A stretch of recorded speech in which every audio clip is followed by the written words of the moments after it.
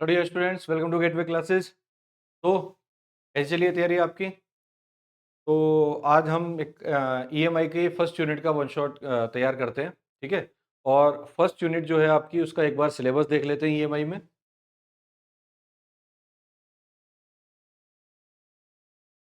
क्योंकि one shot है तो हम टाइम ज़्यादा वेस्ट नहीं करेंगे फालतू की बातों में, डायरेक्ट अपने पॉइंट पे चलते हैं। ईएमआई का हमें फर्स्ट यूनिट कवर करना है। ठीक है। और फर्स्ट यूनिट में ये सिलेबस है। सिलेबस को हम ऑलरेडी डिस्कस कर चुके हैं वैसे, फिर भी मैं आपसे डिस्कस कर लेता हूँ। इसमें जो आपको पढ़ना है, measurement system, characteristic of instrument, method of measurement, errors, standards, classification of instrument, torques different type के, ammeter, voltmeter, PMMC, moving iron, electrostatic, induction type instrument. ठीक है। And compensation, extension of range of instrument. देखिए, अगर हम topic wise बात करें, मैं बार बार आपसे एक बात कह चुका हूं कि आप एग्जामिनेशन के पैटर्न को समझिए। आपको हर यूनिट से 3 बड़े क्वेश्चन करने होंगे 7 मार्क्स के, और 2 क्वेश्चन करने होंगे छोटे छोटे 2 मार्क्स के। 2 मार्क्स वाले क्वेश्चन को तो अभी आप साइड रखिए, वो तो कहीं से भी आ सकते हैं। ठीक है, वो भी इंपॉर्टेंट होते हैं, लेकिन वो कहीं से भी आ सकते हैं। 2 मार्क्स में आपसे सिंपल चीजें पूछेगा, इन्हीं में से पूछेगा। 7 मार्क्स के क्वेश्चन, यानी कि 3 क्वेश्चन आपको तैयार करने हैं। अब यहाँ पे मैं आपको 3 क्वेश्चन के लिए थोड़ा सा हिंट देता हूं, जो इंपॉर्टेंट क्वेश्चन है, जो एग्जाम में आने के चांसेस बहुत ज्यादा हैं। सबसे पहले आपके टाइप्स ऑफ एरर। ठीक है। Types of instrument.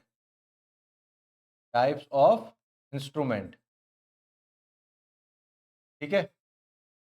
और आपका पीएमएमसी इंस्ट्रूमेंट और मूविंग आयरन इंस्ट्रूमेंट। एक करेक्टरिस्टिक ऑफ इंस्ट्रूमेंट्स। 5 टॉपिक मैं आपको लिख के दे रहा हूं। ठीक है। ये 5 टॉपिक हैं। आउट ऑफ दीज 5 आपको अपने लिए करने भर के 2 क्वेश्चन 100% मिल जाने चाहिए। ठीक है।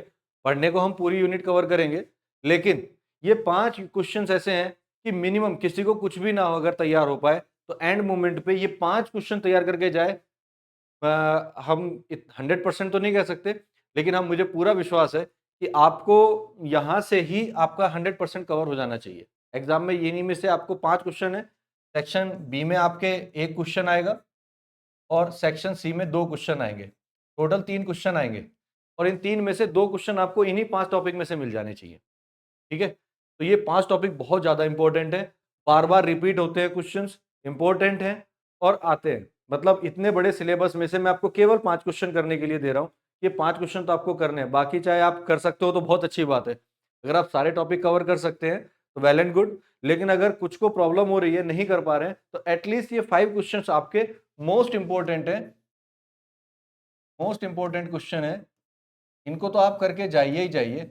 इन 5 में से ही आपको 2 मिल सकते हैं। ठीक है। कैरेक्टरिस्टिक बहुत इंपॉर्टेंट है, पीएमएमसी, एमआई, इन 2 में से एक क्वेश्चन 100% आएगा। दोनों नहीं आएंगे, या तो पीएमएमसी आएगा या एमआई आएगा।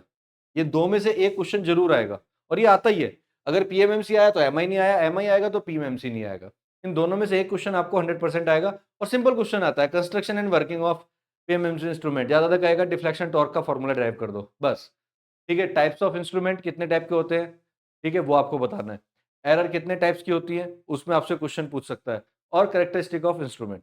इसके बीच में अगर कोई क्वेश्चन लगता है ज्यादा इंपॉर्टेंट है, तो वो मैं आपको लेक्चर के टाइम पे बता दूंगा, लेकिन ये 5 क्वेश्चन आपके बहुत ज्यादा इंपॉर्टेंट है। तो चलिए स्टार्ट करते हैं from very first topic, that is measurement. ये आपके 2-2 नंबर के क्वेश्चन हैं। यहाँ से आपके 2 मार्क्स में क्वेश्चन बनते हैं कि मेजरमेंट क्या होता है, मेजरमेंट को बताइए।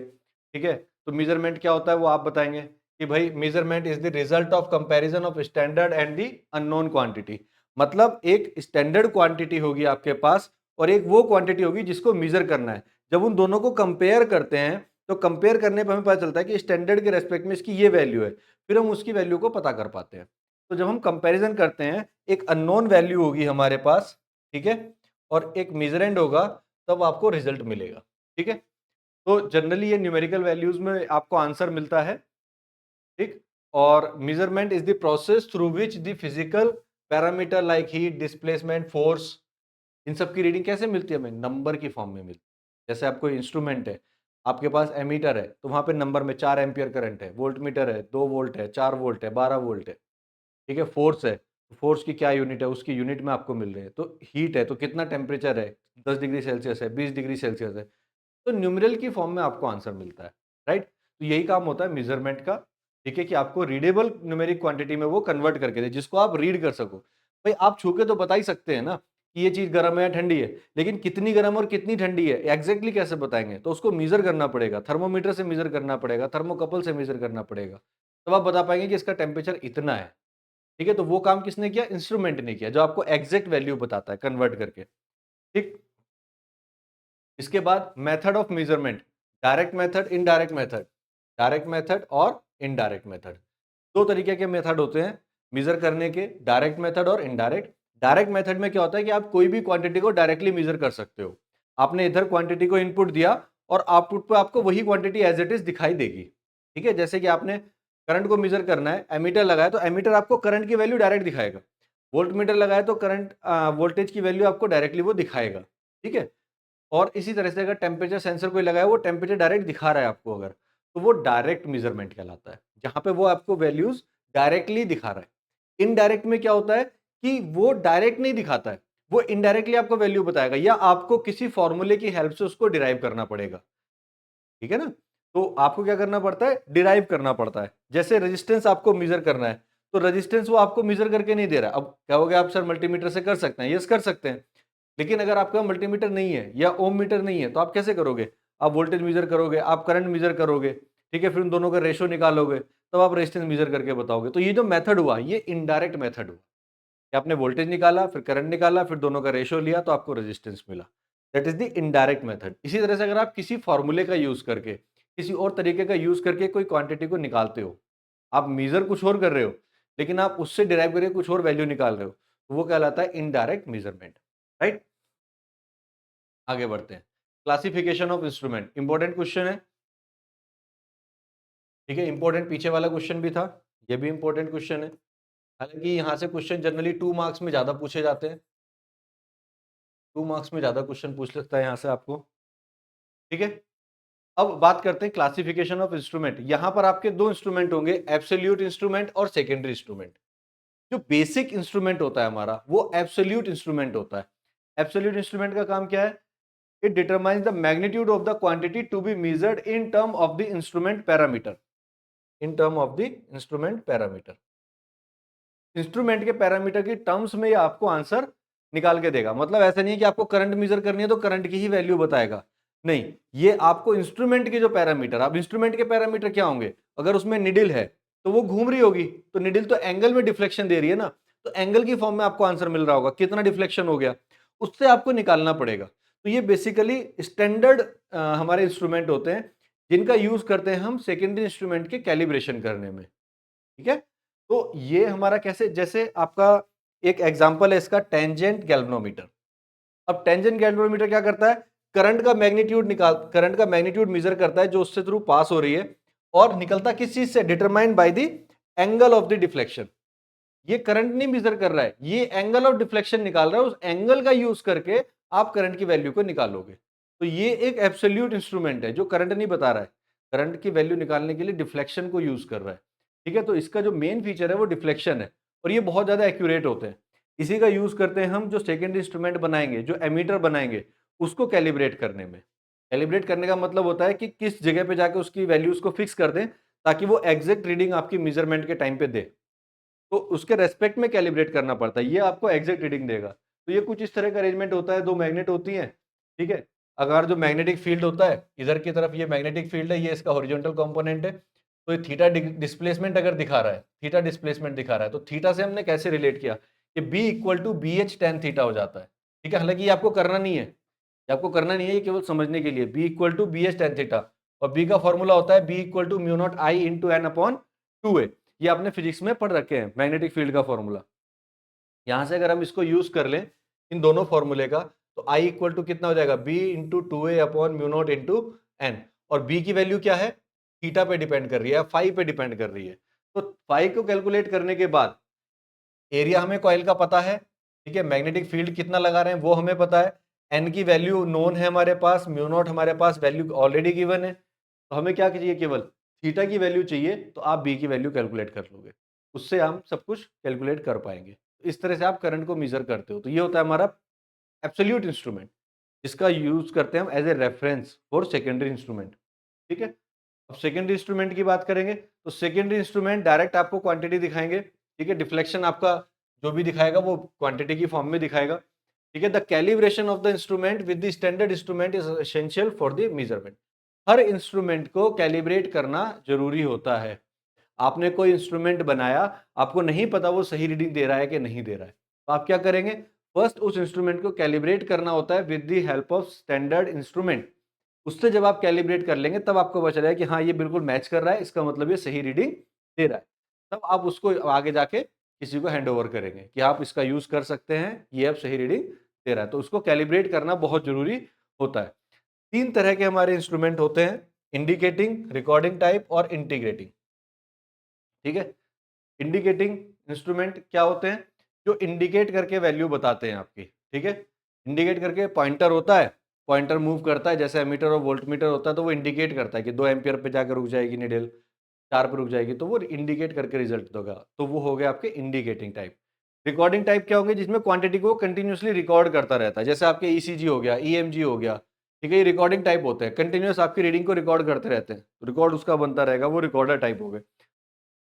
और इंटीग्रेटिंग इंस्ट्रूमेंट क्या होता है, ये आपकी क्वांटिटी को मेजर करते हैं एक स्पेसिफिक पीरियड ऑफ टाइम के लिए। जैसे आपका एनर्जी मीटर हो गया, घर का जो बिजली का मीटर होता है, वो आपकी ड्यूरेशन के हिसाब से चलता है, कितनी देर में कितनी एनर्जी यूज हो गई, उसके हिसाब से आपको रीडिंग देता है, तो वो कहलाता है एनर्जी मीटर। ठीक है, या इंटीग्रेटिंग इंस्ट्रूमेंट।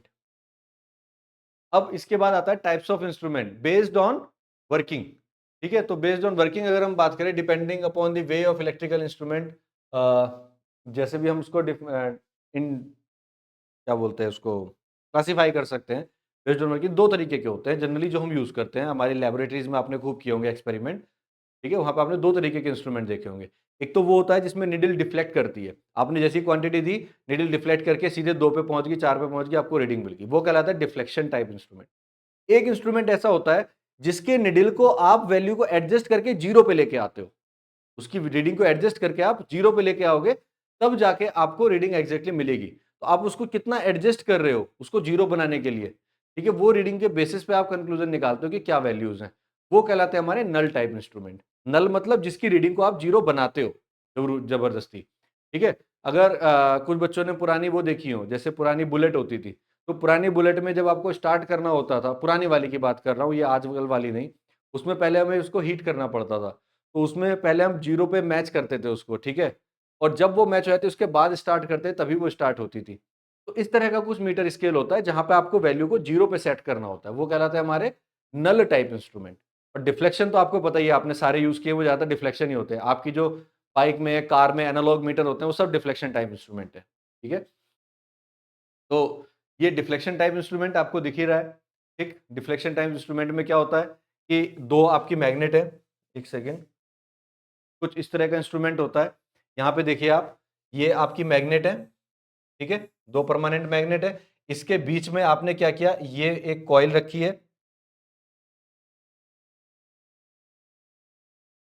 ये हमारी एक कॉइल है। ठीक है, अब इस कॉइल पे ये रेड कलर से वाइंडिंग हो रखी है, और एक ये स्प्रिंग लगा हुआ है। अब क्या होगा, जैसे ही इसमें कॉइल में सप्लाई जाएगी, जैसे ही इस कॉइल में हम कोई करंट देंगे, आई करंट हम जैसे ही देंगे, करंट देने से क्या होगा, चूंकि एक मैग्नेटिक फील्ड में रखी है, इस पे एक फोर्स लगेगा, या उस फोर्स की वजह से एक टॉर्क डेवलप होगा। ठीक है, जिसको हम बोलते हैं डिफ्लेक्शन टॉर्क। तो डिफ्लेक्टिंग टॉर्क क्या करेगा, इसको घुमाने की कोशिश करेगा, ऐसे घुमाएगा, टीडी डिफ्लेक्शन टॉर्क, इसको नीडल को ऐसे घुमाएगा। जैसे ये इसको घुमाएगा, वैसे ही जो स्प्रिंग इस पे लगा हुआ वो खुलना शुरू होगा, और स्प्रिंग की प्रॉपर्टी होती है कि ये जितना खुलता है पोटेंशियल एनर्जी को उतना स्टोर करता है, यानी कि ये अपोजिट डायरेक्शन में फोर्स लगाएगा। जब स्प्रिंग हमने डिफ्लेक्शन हुआ तो स्प्रिंग खुलेगा, स्प्रिंग ऐसे ऐसे खुलेगा ज्यादा। जब स्प्रिंग खुलेगा तो इसकी टेंडेंसी क्या होगी कि ये वापस कंप्रेशन करे, अपनी पोजीशन पे वापस आए। तो ये क्या करेगा, एक पॉइंट ऐसा आएगा जहां पे इस करंट की वजह से लगने वाला फोर्स, या करंट की वजह से जो टॉर्क डेवलप हुआ है, वो टॉर्क और जो स्प्रिंग जितना खुलने से फोर्स जनरेट कर रहा है, जितना फोर्स ही जनरेट कर रहा है, ये दोनों बराबर हो जाएंगे। कि मतलब इधर से तो ये ऐसे घुमा रहा है, इधर से स्प्रिंग इसको वापस खींचने की कोशिश कर रहा है। जब ये दोनों बराबर होंगे वहां जाके निडल रुक जाएगी, तो आपको एग्जैक्ट डिफ्लेक्शन पॉइंट मिल जाएगा कि मेरी वैल्यूज क्या है। तो जब टीडी और टीसी बराबर होते हैं, जब टीडी और टीसी इक्वल होते हैं, उसको बोलते हैं इक्विलिब्रियम कंडीशन या कंडीशन ऑफ स्टेबिलिटी, या हम इसको बोलते हैं स्टेबल कंडीशन। और इसी कंडीशन में हम रिजल्ट को नोट करते हैं, इसी कंडीशन में हम रिजल्ट्स को नोट करते हैं कि भाई हमारा रिजल्ट क्या है। तो रिजल्ट कैसा है, अगर ये स्प्रिंग ना होता तो क्या होता, थोड़ा सा भी डिफ्लेक्शन होता, ये जाके अपना लास्ट में जाके टिक जाता, ठीक है, क्योंकि इसको कोई रोकने वाला नहीं था। और अगर डिफ्लेक्शन नहीं होता तो ये यहाँ पे रुकेगा रुकेगा, स्प्रिंग इसको यहाँ से आगे जाने नहीं देगा, ठीक है। तो ऐसे ही समझिए कि आप स्प्रिंग के अगेंस्ट काम कर रहे हैं और जैसे ही वो फोर्स हटेगा वापस अपनी जीरो पोजीशन पे आ जाता है, जैसी सप्लाई हटेगी ये इंस्ट्रूमेंट वापस अपनी जीरो पोजीशन पे आ जाएगा। तो ये होता है आपका डिफ्लेक्शन टाइप इंस्ट्रूमेंट। दूसरा होता है नल टाइप इंस्ट्रूमेंट। यहाँ पे क्या करते हैं, हम इसकी रीडिंग को चेक करते हैं। ई की वैल्यू अगर हमें चेक करनी है तो हम क्या करते हैं, इस बी को स्लाइड वायर पे स्लाइड करते हैं ऐसे, ठीक है। जब स्लाइड करेंगे जगह जगह तो हम देखेंगे कि इनकी वैल्यू चेंज हो रही है। और वैल्यू को हम क्या देखेंगे, जो गैल्वेनोमीटर लगा हुआ है यहाँ, इस गैल्वेनोमीटर की जीरो रीडिंग को हम ट्रैक करेंगे कि किस जगह पे जाके गैल्वेनोमीटर जीरो रीडिंग दे रहा है आपको। जिस पॉइंट पे जाके वो जीरो रीडिंग देगा उसी पॉइंट पे जाके हम ये रेजिस्टेंस की वैल्यू को नोट कर लेंगे, या जो यहाँ पे स्केल पे वैल्यू आ रही है उसको नोट कर लेंगे, और वहां से हम फिर ये निकाल पाएंगे कि कितने वोल्ट का हमारा ईएमएफ है, ठीक है। तो इस तरह से हम क्या करते हैं, नल वैल्यूज का यूज करते हैं। तो ये नल टाइप इंस्ट्रूमेंट कहलाते हैं, ठीक। नोट्स के फॉर्म में मैंने ये सारा दिया हुआ है सबको, ये जितना भी चीज़ें हैं, कंटेंट है आपका, ये पूरा पीडीएफ आपको एप्लीकेशन में मिल जाएगा। एप्लीकेशन आप डाउनलोड कर लीजिए और एप्लीकेशन से सारे नोट्स आपको मिल जाएंगे। आपको इतना ही पढ़ना है, इतना ही भी आप अगर एग्जाम में लिखेंगे ये मोर देन सफिशिएंट है। आपको बहुत ज़्यादा कुछ करने की जरूरत नहीं है, इसलिए मैंने पूरा कंटेंट दिया हुआ है। समझा तो मैं रहा हूँ, लिखा हुआ ज़्यादा है। वो लिखा हुआ ज़्यादा इसलिए क्योंकि आपको एग्जाम में जो लिखना है ना, वो कंटेंट थोड़ा सा आप एक बार रीड आउट करेंगे तो ज़्यादा अच्छा रहेगा, ठीक है। आइडिया आपको होना चाहिए कि इंस्ट्रूमेंट कैसा है, क्या इंस्ट्रूमेंट कैसे काम कर रहा है, वो आपको आइडिया होना चाहिए। लेकिन फिर भी उसके बाद भी आपको एक बार रीड आउट तो करना ही पड़ेगा, ठीक है। आगे बढ़ते हैं। ये बहुत इंपॉर्टेंट क्वेश्चन है, मेरे हिसाब से मोस्ट इंपॉर्टेंट क्वेश्चंस में से एक है। अक्सर एग्जाम में पूछा जाता है। कई बार ऐसा भी हो जाता है कि 2 नंबर में कोई एक या दो कैरेक्टरिस्टिक आपसे पूछ लेगा। ऐसा भी हो जाता है, ऐसा भी हो जाता है कि आपसे पूछ ले कि भाई एक्यूरेसी क्या होती है किसी इंस्ट्रूमेंट की, सेंसिटिविटी क्या होती है, रिप्रोड्यूसिबिलिटी क्या होती है। ये आपसे अलग से भी पूछ सकता है। तो वो आपकी लक है कि ये 7 नंबर में आता है, 2 नंबर में आता है, लेकिन ये इंपॉर्टेंट क्वेश्चन है। क्या है कि भैया कितने टाइप की कैरेक्टरिस्टिक है, तो हम पहले कैरेक्टरिस्टिक को हमने डिवाइड किया 2 पार्ट्स में, एक स्टैटिक और एक डायनेमिक, ठीक है। स्टैटिक कैरेक्टरिस्टिक कौन कौन सी होंगी, एक्यूरेसी, सेंसिटिविटी, रिप्रोड्यूसिबिलिटी, प्रिसीशन। ये सब डिजायरेबल है। मतलब हम ये मान के चल रहे हैं कि हर इंस्ट्रूमेंट में ये क्वालिटीज तो होनी ही चाहिए। एक इंस्ट्रूमेंट में क्या क्वालिटीज हो रही हैं वो आपको यहाँ पे समझना है। दूसरा, ये डिजायरेबल नहीं है, अगर नहीं भी होगी तो भी काम चल जाएगी। Linearity, error, dead zone, resolution, threshold, ठीक है, ये नॉन डिजायरेबल क्वांटिटी है। डायनेमिक अगर हम कैरेक्टरिस्टिक की बात करें तो स्पीड ऑफ रेस्पॉन्स और डायनेमिक एरर, फिडेलिटी, लैग, ये सब क्या है हमारी डायनेमिक कैरेक्टरिस्टिक है। तो ये तो एक समरी हो गई। अब एक एक कैरेक्टरिस्टिक को थोड़ा सा समझते हैं। सबसे पहले बात करते हैं स्टैटिक कैरेक्टरिस्टिक कौन सी है, जो बहुत धीरे धीरे चेंज होती है टाइम के साथ, और डायनेमिक जो जल्दी चेंज होती है। डिजायरेबल अगर हम कैरेक्टरिस्टिक की बात करें तो सबसे पहली और सबसे इंपॉर्टेंट आती है कैरेक्टरिस्टिक एक्यूरेसी, ठीक है। एक्यूरेसी क्या होती है, degree of exactness of the measurement compare to the true value is known as accuracy. मतलब हमारा इंस्ट्रूमेंट जो ट्रू वैल्यू जिसको हम मेजर करना चाह रहे हैं, मान लीजिए अगर मेरी सर्किट में 4 एम्पियर करंट मेजर हो रही है और मैं उस करंट को मेजर करना चाहता हूं, और रिजल्ट जो आ रहा है मेरा वो जितना 4 के क्लोज आ रहा है, मतलब 3.99 आ रहा है या 4.01 आ रहा है, तो ठीक है। लेकिन ऐसा तो नहीं होना चाहिए ना 3.5 और 4.5 आ रहा है, 4 एम्पियर की करंट को दिखा रहा है। तो कितना वो आपके एक्चुअल रिजल्ट के क्लोज है वो बताता है उस सिस्टम की एक्यूरेसी कितनी है। उसकी एक्यूरेसी, जैसे आजकल क्रिकेट चल रहा है, क्रिकेट में जो बॉल ट्रैकिंग होती है, वो बॉल ट्रैकिंग पे कितना कंफ्यूजन रहता है लोगों को कि नहीं ये सही है ये गलत है, क्यों, उसके एक्यूरेसी पे डाउट होता है। वो इंस्ट्रूमेंट है, 100% एक्यूरेट नहीं हो सकता, तो उस पर कई बार डाउट आता है कि यार ये अंपायर्स कॉल क्यों हो गई, नहीं होनी चाहिए थी, ये तो अंपायर्स कॉल क्या विकेट पे हिट कर रही है तो आउट है। लेकिन वो एक्यूरेसी पे डिपेंड करता है ना, जरूरी थोड़ी है कि वो इधर ही जाती बॉल, थोड़ा बहुत इधर या इधर भी जा सकती थी। तो वो कितने एक्यूरेट है ये उस इंस्ट्रूमेंट की क्वालिटी को बताता है, ठीक है। तो हम अंपायर उस पर विश्वास कर रहे हैं, इसका मतलब उसकी एक्यूरेसी अच्छी है, उन्होंने टेस्ट किया होगा उसको, तभी तो वो उसको यूज कर रहे हैं। ठीक है, तो एक्यूरेसी होना बड़ा जरूरी है। एक है रिप्रोड्यूसिबिलिटी। रिप्रोड्यूसिबिलिटी का मतलब क्या है कि मान लीजिए मैंने एक इंस्ट्रूमेंट को यूज किया, वहां से 4 एम्पियर के करंट को मेजर करना था, उसने 4 एम्पियर करंट को मेजर करके रिजल्ट दिया 3.99। दूसरी बार मेजर कर रहा हूं तो वो दिखा रहा है 3.75। तीसरी बार मेजर कर रहा हूं दिखा रहा है 4.25। ऐसा नहीं होना चाहिए। मतलब जो एक्चुअल वैल्यू है, आप उसको कितनी भी बार रीडिंग ले, वो रीडिंग बार बार आपको रिपीट होकर सही रीडिंग मिलनी चाहिए। वो प्रॉपर्टी कहलाती है रिप्रोड्यूसिबिलिटी। आपको रिजल्ट एक ही मिल रहे हैं मल्टीपल मेजरमेंट के बाद भी, तो वो कहलाती है रिप्रोड्यूसिबिलिटी। इसके बाद आती है प्रिसीजन। प्रिसीजन मतलब होता है, precision is the repeated measurement of a set of values relative to each other. मतलब जब आप रिजल्ट ले रहे हो, ठीक है, आप मेजर कर रहे हो, तो जो रिजल्ट आ रहे हैं आपके, वो बार बार एक ही वैल्यूज के आसपास आ रहे हैं। अब ये एक्यूरेट नहीं हो सकता, कोई जरूरी नहीं है कि एक्यूरेट हो। मतलब प्रिसीजन का मतलब होता है कि बार बार आपको एक ही जैसी रीडिंग मिलना, लेकिन जरूरी नहीं है कि वो एक्यूरेट हो या ना हो। एक्यूरेसी से इसका कोई वो लिंकेज नहीं है। ऐसा एक रीडिंग एक्यूरेट नहीं भी है तो भी प्रिसाइज हो सकती है। प्रिसाइज का मतलब डिग्री ऑफ क्लोजनेस। हर बार जब आप रीडिंग ले रहे हो, तब आपको वही रीडिंग मिल रही है। अब चाहे वो सही है या गलत, बार बार गलत ही दिखा रहा है, तब भी वो प्रिसाइज कहलाएगा। ठीक है, अगर मैं इसको थोड़ा सा डिटेल में समझे तो देखिए, ये मेरा टारगेट है बुल्स आई। ठीक, अब मैंने क्या किया कि यहां पे मैंने इस तरह से रीडिंग ली। अब यहां पे एक रीडिंग आई, दूसरी यहां आई, तीसरी यहां आई, चौथी यहां आई, पांचवी यहां आई, सब टारगेट के पास में है। तो मैं क्या कह सकता हूं कि ये मेरा एक्यूरेट है, ये रिजल्ट मेरा एक्यूरेट है, लेकिन प्रिसाइज नहीं है। क्यों? क्योंकि एक बार यहां आया, दूसरी बार यहां, प्रिसाइज नहीं है, आसपास रीडिंग नहीं है। तो ये एक्यूरेट तो है, प्रिसाइज नहीं है। अगर मैं ये देखूं तो ये देखो सारी रीडिंग आसपास आ रही है टारगेट के, सब टारगेट के आसपास है। तो ये हमारा एक्यूरेट भी है और प्रिसाइज भी है, क्योंकि सारी रीडिंग एक साथ है, आपस में पास पास है, तो वो प्रिसाइज भी है और टारगेट के पास भी है, एक्चुअल वैल्यू के पास भी है, तो ये एक्यूरेट भी है। तो दोनों कंडीशन हो गई। तीसरी कंडीशन, आपकी ये वैल्यू देखिए, सारी वैल्यूज रीडिंग बार बार यही दिखा रहा है। अब ये एक्यूरेट तो नहीं है ना, क्योंकि टारगेट से बहुत दूर है, जो हमारी एक्चुअल वैल्यूज से दूर है, लेकिन सारे रिजल्ट आ रहे हैं एक दूसरे के एकदम पास पास। इसका मतलब ये प्रिसाइज तो है, ये एक्यूरेट नहीं है।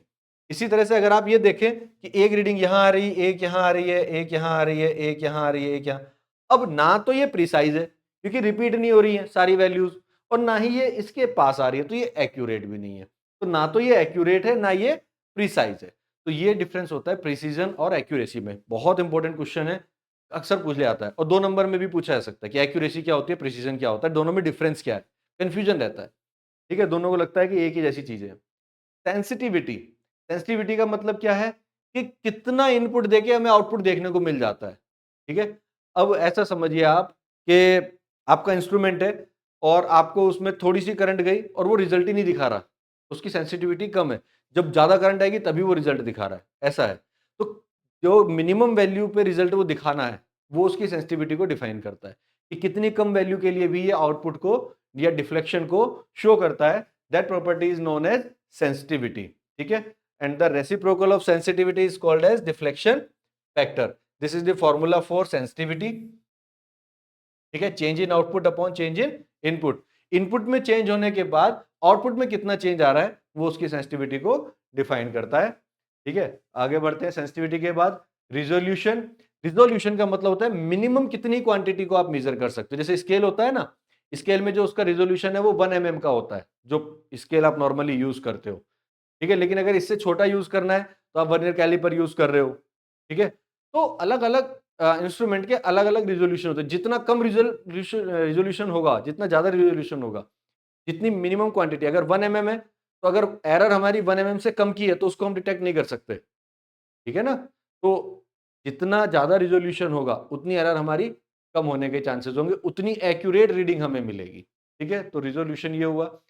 थ्रेशोल्ड क्या होता है कि जब हमारी इनपुट की रीडिंग बढ़ती है 0 से, तो कुछ सर्टेन वैल्यू पे पहुंचने के बाद ही आउटपुट हमें दिखता है। ऐसा नहीं है कि हम इनपुट दे रहे हैं तो बिल्कुल देते ही हम आउटपुट मिल जाएगा। जब वो वैल्यू एक सर्टेन वैल्यू पे पहुंच के आपको आउटपुट देती है, तो वो कहलाती है उसकी थ्रेशोल्ड लिमिट, कि यहां से आगे हमें आउटपुट मिलना शुरू होगा। ठीक है, उसके बाद linearity.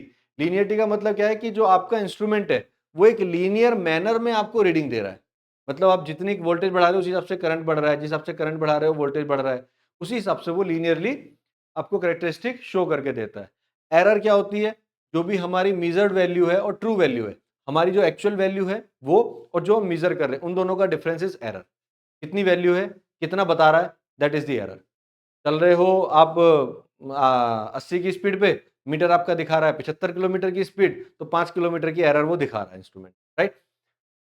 Dead zone, dead zone क्या होता है कि जितनी देर के लिए ये आउटपुट आपको नहीं दिखा रहा, इनपुट चल रहा है लेकिन आउटपुट नहीं आ रहा है, तो this zone is known as dead zone.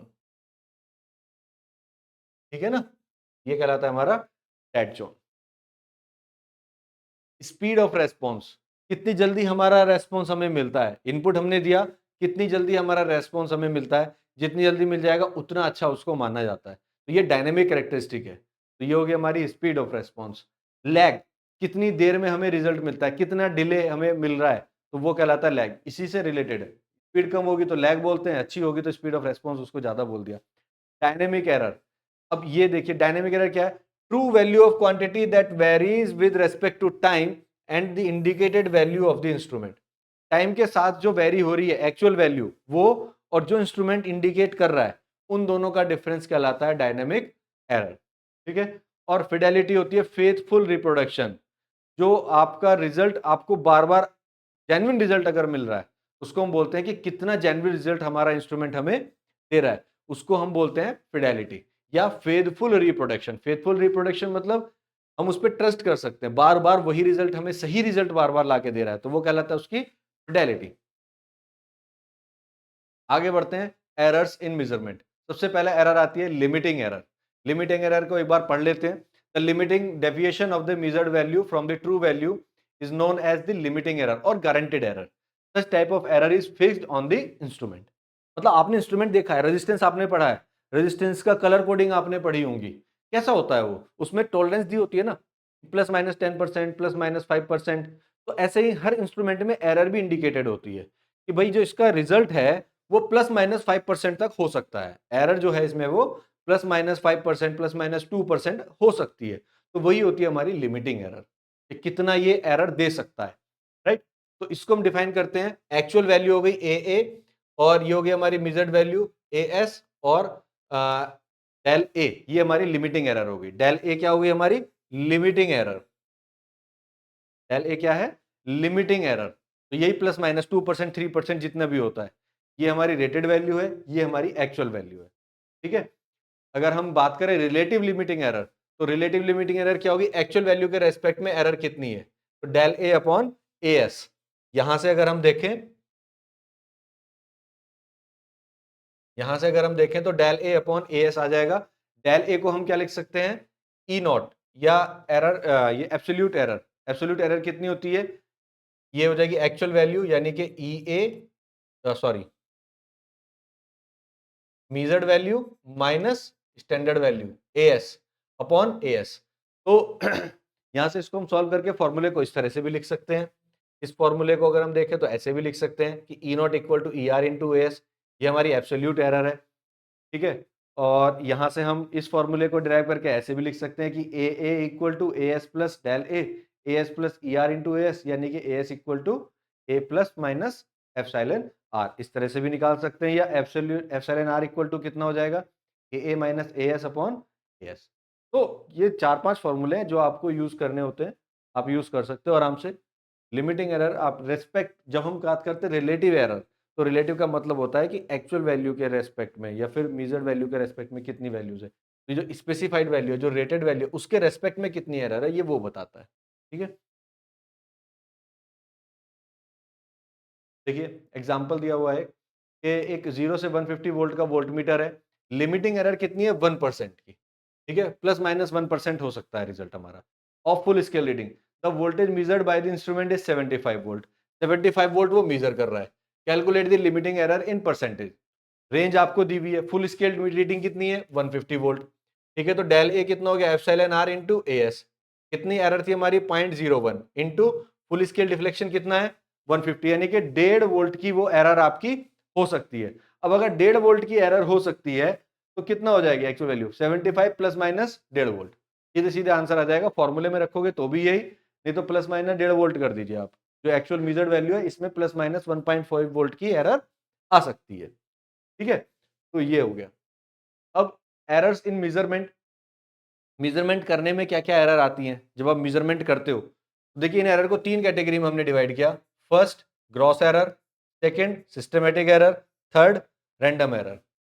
ठीक है, सिस्टमेटिक एरर को फिर फर्दर डिवाइड किया, ऑब्जर्वेशनल, इंस्ट्रूमेंटल और एनवायरमेंटल। फिर इंस्ट्रूमेंटल को हमने 3 जगह डिवाइड किया। ठीक है, inherent shortcoming due to misuse of instrument और loading effect.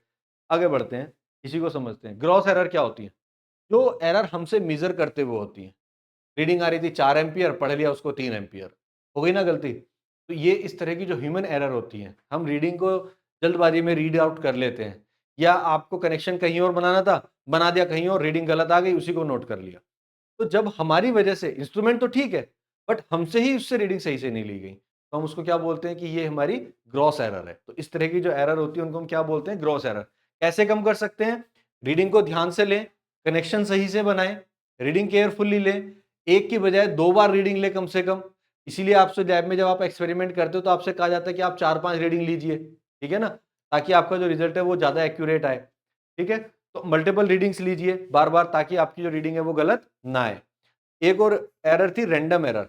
Random error random ही होती है, मतलब उसका कोई सिर पैर नहीं होता है। ये एरर किसी भी वजह से हो सकती है, मिस हैंडलिंग की वजह से भी हो सकती है, नेचुरल भी हो सकती है, आप ह्यूमन एरर की वजह से भी हो सकती है। इसका कोई कॉज पता ही नहीं होता है, जिसका कोई कॉज ही नहीं पता उसको हम क्या बोल देते हैं? फिर रैंडम एरर। ठीक है, आगे बढ़ते हैं। Systematic error. सिस्टमेटिक एरर क्या होगी? Environmental error. मतलब एनवायरमेंटल एरर में क्या होगा कि एनवायरमेंट की वजह से धूल आ गई इंस्ट्रूमेंट में, मॉइस्चर की वजह से, कार्बन आ गया कहीं, उसकी वजह से कुछ एरर आ गई, तो वो हमारी एनवायरमेंटल एरर। ऑब्जर्वेशनल एरर, देखने में जो मिस्टेक कर रहे हैं, रीडिंग आ रही है 4 एम्पियर लेकिन देख रहे हैं उसको 3.5 एम्पियर, तो जो सब पैरेलैक्स की वजह से होता है, ये आपने फिजिक्स में पढ़ा भी होगा। मतलब आपके सामने नीडल, अगर आप सही पोजीशन से उसको देख रहे हैं तब तो आपको रीडिंग एक्यूरेट मिलेगी, अदरवाइज अगर आप थोड़ा भी आड़ा तिरछा होकर देख रहे हो उसको तो आपकी रीडिंग गड़बड़ आ सकती है, देखने में गड़बड़ दिख सकती है, तो वो होती है ऑब्जर्वेशनल एरर।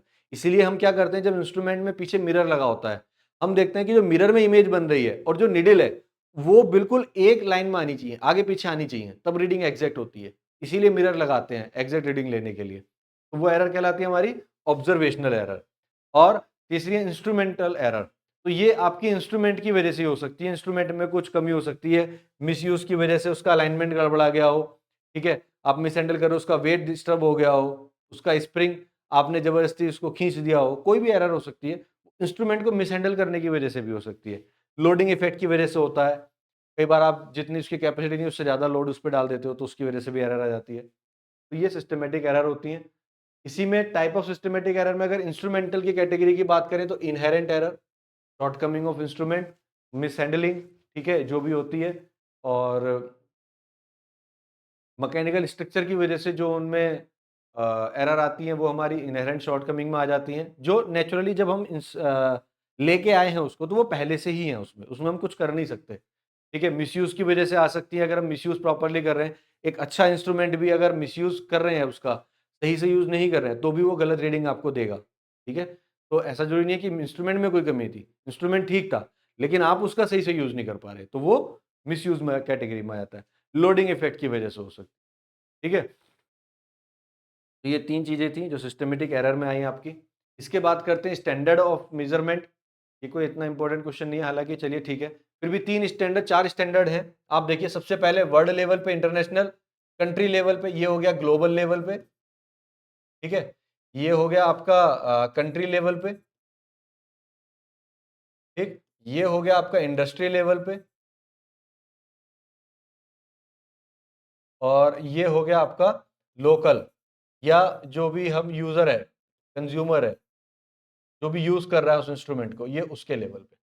मतलब एक स्टैंडर्ड है जो ग्लोबल लेवल पे, वर्ल्ड लेवल पे जो स्टैंडर्ड हमने बनाया वो हो गया इंटरनेशनल स्टैंडर्ड।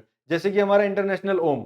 अब इंटरनेशनल ओम क्या है? It is defined as the resistance offered by a column of mercury having a mass of इतने gram, uniform cross sectional area and length of इतने इतना, to the flow of constant current at melting point of ice. अगर ये condition है, उस time पे जो एक इंटरनेशनल ओम है वो 1.00049 एब्सोल्यूट ओम के बराबर होगा। This is the international standard. अब इस स्टैंडर्ड का यूज करके जो जितने भी देश होते हैं, जो कंट्रीज होते हैं, वो अपने यहाँ पे हमारा एक और स्टैंडर्ड हो जाता है जिसको हम बोलते हैं प्राइमरी स्टैंडर्ड। प्राइमरी स्टैंडर्ड आपका हर डिफरेंट की जो स्टैंडर्ड लेबोरेटरीज होती हैं वहां पे होता है और ये इंटरनेशनल रेफरेंस को फॉलो करता है, उसी के बेसिस पे ये स्टैंडर्ड को बनाता है। और जो भी इंडस्ट्री है जिनको इंस्ट्रूमेंट चाहिए वो यहां से रेफर करती है, फिर वो यहां से स्टैंडर्ड से मैच कराती है, फिर वो इंडस्ट्री उसको यूज कर पाती है और फिर इंडस्ट्री से वो सीधे मैन्युफैक्चर होकर जाता है कंज्यूमर के पास, जहां पे वो इनसे वेरीफाई करा के तब ये इक्विपमेंट लेते हैं। तो बेसिकली एक चैन है कि इंडस्ट्री जो है वो रेफर करेगी हमारे नेशन की जो लेबोरेटरीज होंगी, स्टैंडर्ड लेबोरेटरीज, वहां से वो वेरीफाइड होना चाहिए, ठीक है। उसके बाद जो नेशनल लेबोरेटरीज होती हैं वो इंटरनेशनल स्टैंडर्ड्स को फॉलो करती हैं, तो वहां से उसको चेक किया जाता है। तो ये 4 लेवल पे स्टैंडर्ड होता है, सबसे पहले ग्लोबल लेवल पे इंटरनेशनल स्टैंडर्ड, फिर प्राइमरी स्टैंडर्ड कंट्री लेवल पे, फिर इंडस्ट्री स्टैंडर्ड थर्ड लेवल पे, और फिर वर्क लेवल जो होता है वर्किंग स्टैंडर्ड, जिसपे हम एक्चुअल में वर्क करते हैं, जो वो हम यूज करते हैं उसका स्टैंडर्ड होता है कुछ, ठीक है। इसीलिए उसको आप इंस्ट्रूमेंट को देखो कि ISI मार्क है, ये और वो है, ये सारे स्टैंडर्ड क्यों मिलते हैं, क्योंकि ये वेरीफाई करना पड़ता है कि जो चीज़ आप यूज कर रहे हो वो स्टैंडर्ड की है भी या नहीं है, गलत रीडिंग तो नहीं है। आप 1 किलो सब्जी लेने जा रहे हैं, वो आपको 900 ग्राम तो नहीं दे रहा है, तो वो वेरीफाइड होती है मशीनें, जब तक वेरीफाई नहीं आप उसको यूज कर ही नहीं सकते हैं, ठीक है जी। नेक्स्ट आता है एसेंशियल्स ऑफ इंडिकेटिंग इंस्ट्रूमेंट। तो इसमें टॉर्क्स आपसे पूछे गए थे, तो क्या क्या होते हैं, डिफ्लेक्टिंग टॉर्क, कंट्रोलिंग टॉर्क और डैम्पिंग टॉर्क। डिफ्लेक्टिंग टॉर्क मैंने आपको इंस्ट्रूमेंट में बताया था कि जब भी कोई करंट वगैरह जाएगी तो वो एक फोर्स जनरेट करेगी, उसकी वजह से निडल में डिफ्लेक्शन होगा, वो डिफ्लेक्शन टॉर्क कहलाएगा। उसका अपोज करने के लिए होते हैं रजिस्टिंग टॉर्क, और रजिस्टिंग टॉर्क दो तरह के होते हैं, एक स्प्रिंग से कंट्रोल होता है, एक ग्रेविटी से होता है, ठीक है। तो स्प्रिंग कंट्रोल में तो स्प्रिंग लगा दिया हमने, और ग्रेविटी में क्या करते हैं, यहां पर एक वेट लगा देते हैं। अब जब ये निडल ऐसे जाएगी तो ये वेट ऊपर जाएगा, और वेट की टेंडेंसी है कि ये इसको नीचे लाने की कोशिश करेगा। जब नीचे लाने की कोशिश करेगा तो कहीं पे जाके तो बैलेंस होंगे ना, इसका वेट का फोर्स और इस निडल पे जो फोर्स लग रहा है वो, जहां पे बैलेंस हो जाएंगे निडल वहीं रुक जाएगी। तो वेट बैलेंस भी यूज करते हैं, इसको भी यूज करते हैं, दोनों का यूज होता है। उसके बाद है डैम्पिंग टॉर्क। डैम्पिंग टॉर्क में क्या होता है कि जो आपका निडल है जब उसमें डिफ्लेक्शन होगा और स्प्रिंग उसको पीछे खींचेगा, तो क्या होगा, निडल आपकी एक जगह पे ऐसे नहीं है कि ऐसे गई और यहां रुक गई, जब आपकी वो खींचेगा झटके से आगे जाएगी, तो जो एक्चुअली उससे आगे जाएगी फिर पीछे आएगी, तो वो ऑक्सीलेट करेगी। निडल जो है वो आपकी बार बार ऐसे ऑक्सीलेट करेगी और फिर थोड़ी देर बाद जाके ये यहाँ पे सेटल होगी, ये आपको रीडिंग एक्चुअल में मिलेगी इस तरह से घूम के। तो ये कितनी देर में ये सेटल हो रही है, ये जो वाइब्रेशंस आए इनको खत्म करने के लिए हम क्या करते हैं, डैम्पिंग टॉर्क यूज करते हैं। डैम्पिंग टॉर्क यूज करने से क्या होता है कि आपकी एक बार में रीडिंग आपको सही मिल जाएंगी, ये वाइब्रेशंस नहीं होंगे। तो कितने टाइम की डैम्पिंग होती है, एयर फ्रिक्शन डैम्पर डैम्पिंग होती है, जैसे कि आपके इंजेक्शन में होती है, जैसे कि आपकी पिचकारी होती है, या जो इंजेक्शन यूज करते हैं मेडिकल में, इंजेक्शन में क्या होता है, डैम्पिंग ही तो होती है। आप देखिए कितना स्मूथ चलता है, जब आप उसको प्रेस करते हो तो ऐसा थोड़ी है कि झटके से चला गया, आप उसके जो अंदर रबड़ लगी होती है वो निकाल दीजिए और फिर दबाइए, झटके से जाएगा। लेकिन अगर वो रबड़ लगी हुई है तो वो बहुत स्मूथली जाता है, तो उससे क्या होता है कि वो आपकी एयर डैम्पिंग कहलाती है। जैसे इंजेक्शन का एग्जांपल आप ले सकते हो। लिक्विड डैम्पिंग हो सकती है, फ्लूइड डैम्पिंग, उसी में अगर आप फ्लूइड भर के उसमें चला रहे हो तो वो और ज्यादा वाइब्रेशंस को डैम्प कर सकती है, ठीक है। फ्लूइड डैम्पिंग होगी, एडी करंट डैम्पिंग होगी, एनर्जी मीटर में यूज की जाती है। जो एडी करंट्स आपकी सरफेस पे बन रही हैं उसी का यूज करते हैं अपोज करने के लिए, रेजिस्ट करने के लिए, डैम्प करने के लिए वाइब्रेशंस को, ठीक है। तो 3 तरह की होती हैं, ठीक है, ये डिटेल मैंने लिखी हुई है। डिफ्लेक्शन टॉर्क इसमें क्या होता है, देखिए अगर मूविंग आयरन इंस्ट्रूमेंट है तो उसमें मैग्नेटिक इफेक्ट होता है, डीसी एसी दोनों पे यूज करते हैं। Ammeter volt meter, moving coil में भी डीसी पे यूज होता है, ammeter volt meter, dynamometer DC AC पे, सारी डिटेल है, आप इसको एक बार देख लीजिएगा, ठीक है। कंट्रोलिंग टॉर्क ये सब मैंने आपको बता दिया, स्प्रिंग कंट्रोल वगैरह, और कंट्रोलिंग टॉर्क ग्रेविटी कंट्रोल भी हमने बताया आपको, ठीक है, इस तरह से होता है। ये सब मैंने आपको बताया अभी।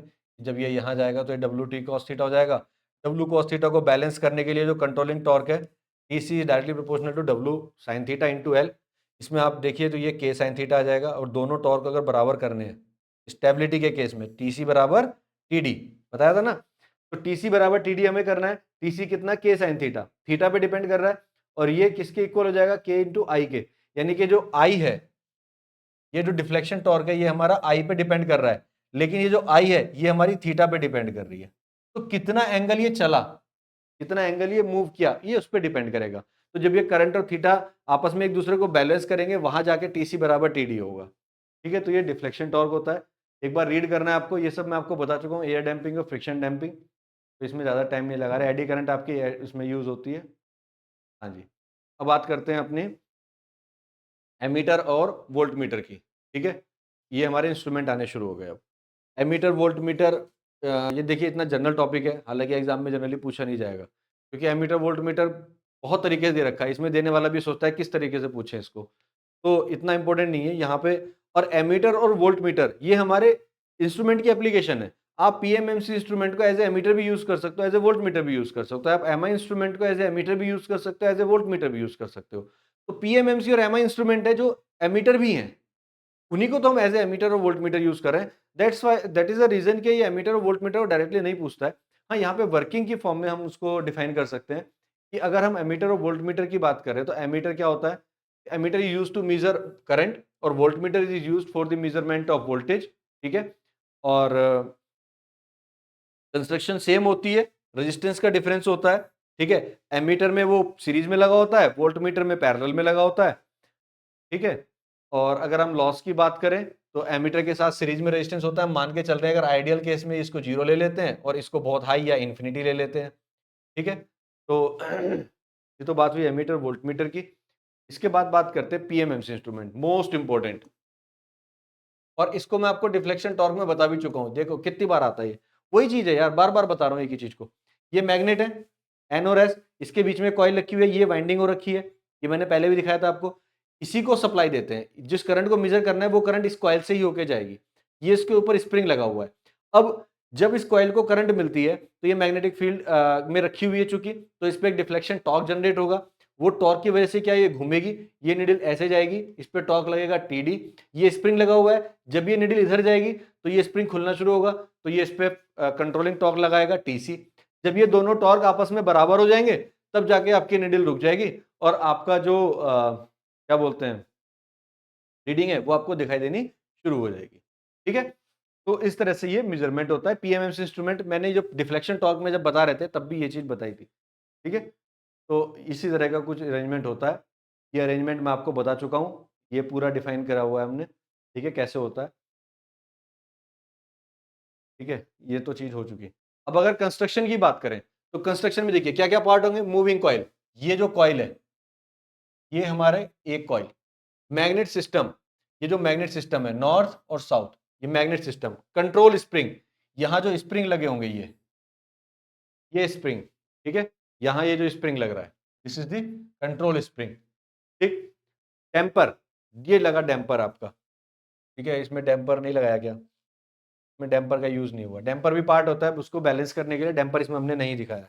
Damper, pointer and scale arrangement, तो दीज आर द पार्ट्स, या ये हम कह सकते हैं इसकी कंस्ट्रक्शन के एब्रीविएशंस है, क्या-क्या पार्ट होते हैं कंस्ट्रक्शन में, ठीक है? एक-एक को हम डिफाइन कर सकते हैं। मूविंग कॉइल क्या होती है, मैग्नेट सिस्टम क्या होता है, बार-बार इस चीज पे डिस्कशन आ रहा है, ठीक है? अगर हम ये इंपॉर्टेंट है, टॉर्क इक्वेशन अगर हम बनाना चाह रहे हैं, ये पूछता है अक्सर कि टॉर्क इक्वेशन बताइए पीएमएमसी की। तो डिफ्लेक्शन टॉर्क क्या होता है, TD equal to force into distance, this is the force F into D, force into distance. Torque equal to क्या होता है, फोर्स इनटू डिस्टेंस।